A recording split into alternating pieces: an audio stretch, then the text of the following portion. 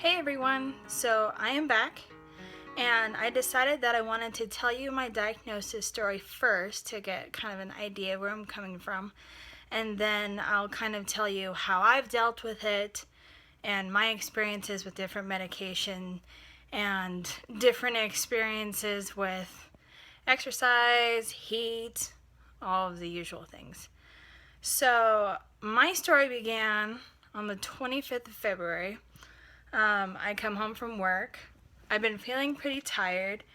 I ended up feeling this really sharp pain in my left side, and it kind of increased over the course of a couple hours. And kind of the longer it went, the worse I felt. I felt very lightheaded, very dizzy. I felt faint. I was nauseous. I was sweating. And so my parents convinced me, you need to call the advice nurse, you need to ask her what she thinks, and go from there. So I called the advice nurse and I told her my symptoms, and she said, if you don't get an ambulance right now, you need to go to the hospital. And me being practical, I'm like, well, I don't want to pay for an ambulance. So my mom drove me, and I got out of the car to go to the emergency room, and I just felt this wave of exhaustion.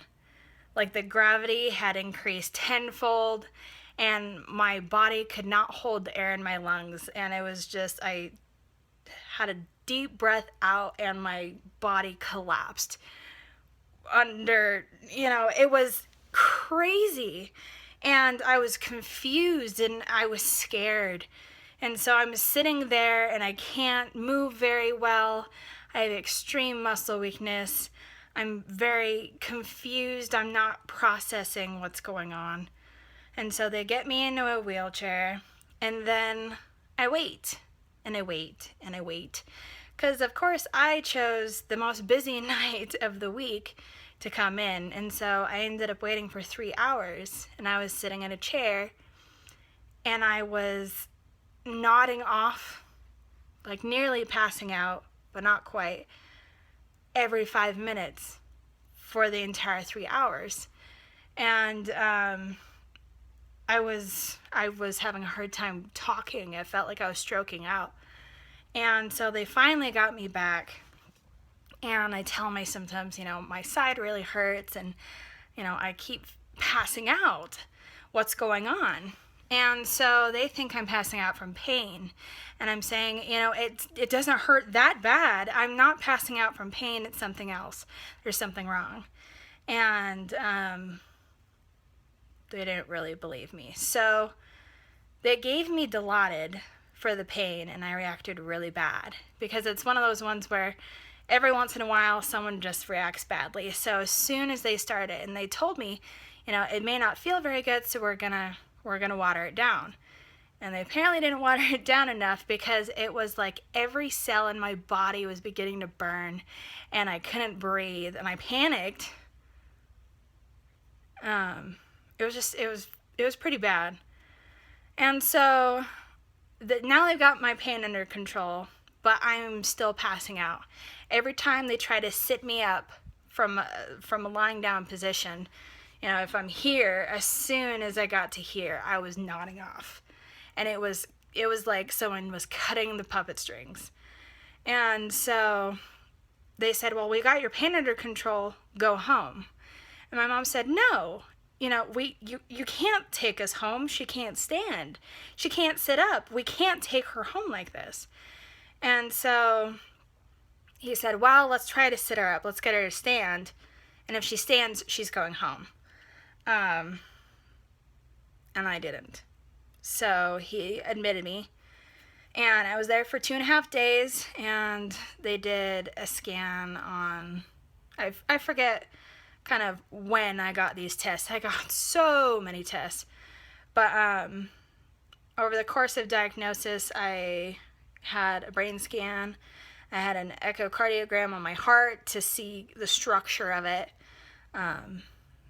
I had EKGs out the wazoo. But after 2.5 days of testing, they said, well, we don't know. and they had me on potassium saline the entire time I was there. I was feeling better. Not great, but better. And they said, well, we don't know what's wrong with you. All of your tests are coming back fine. We can set you up for a psychiatry appointment. And I was so angry. So angry. I'm like, you're telling me this is all in my head. And it's not. So I ended up leaving. But I wasn't functioning. I was exhausted. I couldn't walk very well. I was dizzy. I had vertigo. I was pretty much bedbound. And, but I had to go to school. So I said, I got to do it.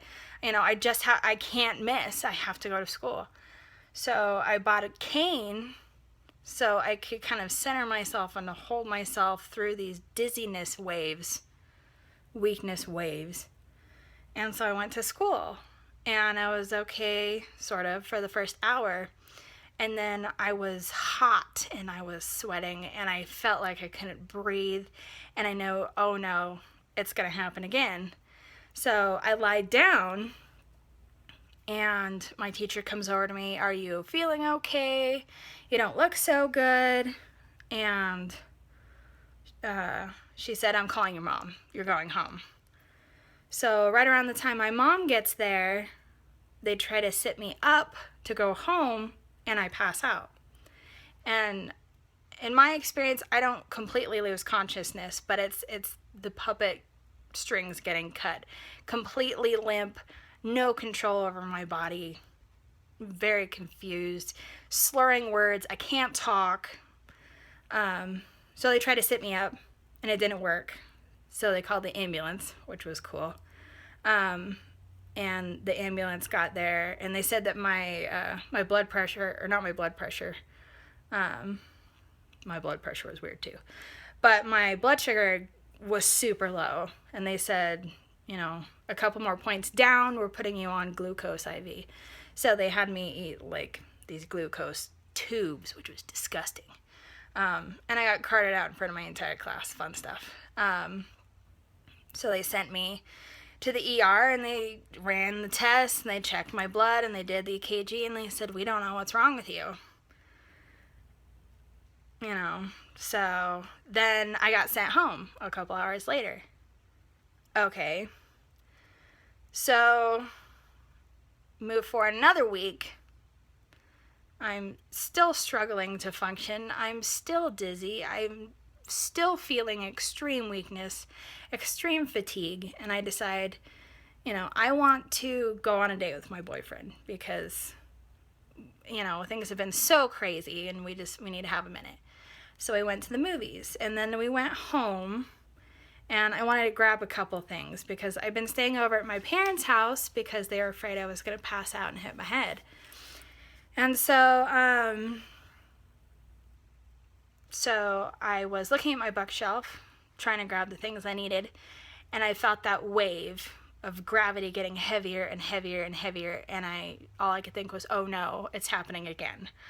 And I angled myself so I didn't hit my bookcase, I didn't hit my desk, I didn't hit my bed frame. And so I pretty much fell on him, and I ended up getting carted away in an ambulance again, and got admitted. And yeah.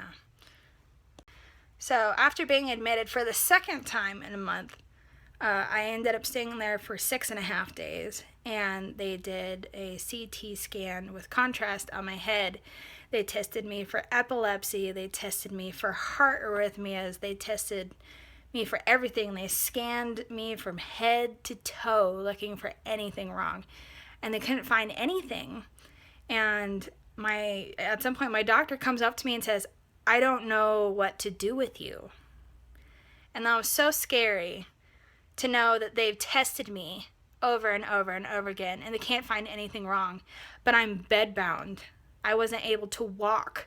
I wasn't able to sit up. I wasn't able to go to the bathroom. I couldn't even make it that far for 6.5 days. And I'm thinking, I must be dying. There's something terribly wrong. I can't stand. I can't walk. I can't sit up. and the doctors don't know what's wrong with me. I must be dying. It must be epilepsy. There's something wrong. And so it seemed like kind of a last-ditch effort. The doctor says, let's just do this. We're going to give you a tilt table test. Now, I never heard of a tilt table test. And so, no one was really communicating with us. They were kind of talking at us, but they weren't explaining what was happening. So they said, we're going to give you a tilt table test. So we Google, what the hell is a tilt table test? Well, a tilt table test is when they strap you down to a table and they do a certain time lying down, a certain time here, and then they sit you up. And the straps make it to where you can't do all the natural things you do to keep yourself from passing out. And if you pass out during this test, it can indicate what you have. And depending on the results, you either have NCS or you have POTS. And so from the very beginning, from lying down, I passed out in 8 minutes. And from the point that I was vertical, it was probably maybe 4 minutes. And it was one of the worst experiences because it felt like every cell in my body was dying. My hands and my feet burned and it ached and I felt like I couldn't breathe. And then the last thing I remember is saying, I can't see, because I lost my vision right before I passed out. And so I wake up lying down and they're talking to me, Linnea, get up. You need to wake up. You need to start moving. And I hear my mom go, oh my God, look at her hands. And I look down at my hands and they are dark, dark purple, like dead person purple. And I remember going, oh shit. And everyone laughs and they're bicycling my legs to get the blood moving and whatnot. And yeah. And my mom said that I had a seizure because all the blood left my head. And that my heart rate had gone down to 36 beats per minute, which was insane. So the nurse goes, oh, that looks like POTS. And I'm thinking, oh my God. We've been researching POTS on the internet because no one was telling us what it was. And I'm thinking I have this lifelong diagnosis that was going to alter my life.